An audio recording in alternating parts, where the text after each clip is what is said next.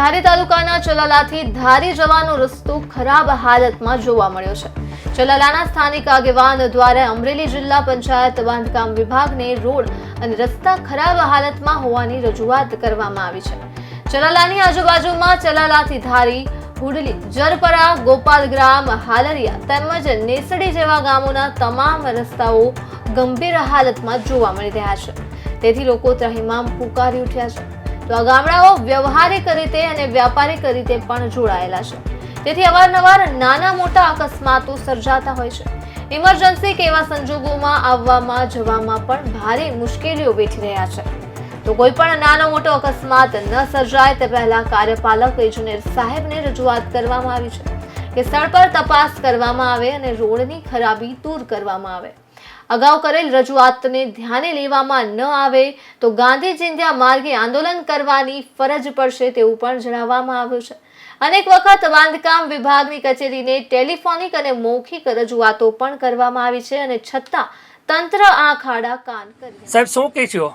હું બિચ્છુભાઈ માલા, પૂર્વ આચાર્ય ચલાલા અને બુદ્ધિજીવી સેલ જિલ્લા ભાજપ અમરેલી. મેં મારા દ્વારા અમરેલી જિલ્લા પંચાયત બાંધકામ વિભાગમાં રોડ અને રસ્તાઓની ખરાબી અને અન્વયે રજૂઆત કરવામાં આવેલ છે.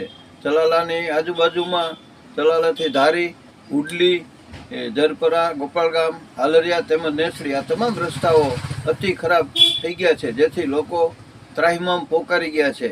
આ ગામડાઓ છે ચલાલા સાથે વ્યવહારિક અને વ્યાપારિક રીતે પણ જોડાયેલા છે. અવારનવાર નાના મોટા અકસ્માતો પણ સર્જાય છે. ઇમરજન્સીમાં કે એવા કોઈ સંજોગોમાં પણ આવવા જવામાં પણ ભારે મુશ્કેલીઓ વેઠી રહ્યા છે.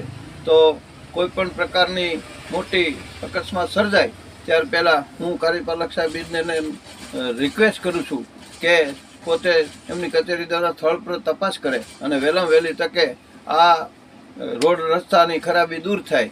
અને અગાઉ અમારી રજૂઆતને ધ્યાને લેવામાં નહીં આવે તો અમારા દ્વારા ગાંધી ચિંધ્યા રાહે પણ કાર્યક્રમો આપવાની ફરજ પડશે. બીજું સમગ્ર બાબતમાં જણાવવાનું કે અમારા દ્વારા બાંધકામ વિભાગની કચેરીમાં અવારનવાર ટેલિફોનિક અને મૌખિક રજૂઆતો પણ અમે કરતા રહ્યા છીએ અને એમાં અમને એવું જાણવા મળ્યું છે કે કચેરીની તંત્રની સ્પષ્ટ બેદરકારી માલુમ પડે છે, તેમ બિચ્છુભાઈ માલાએ જણાવેલ છે.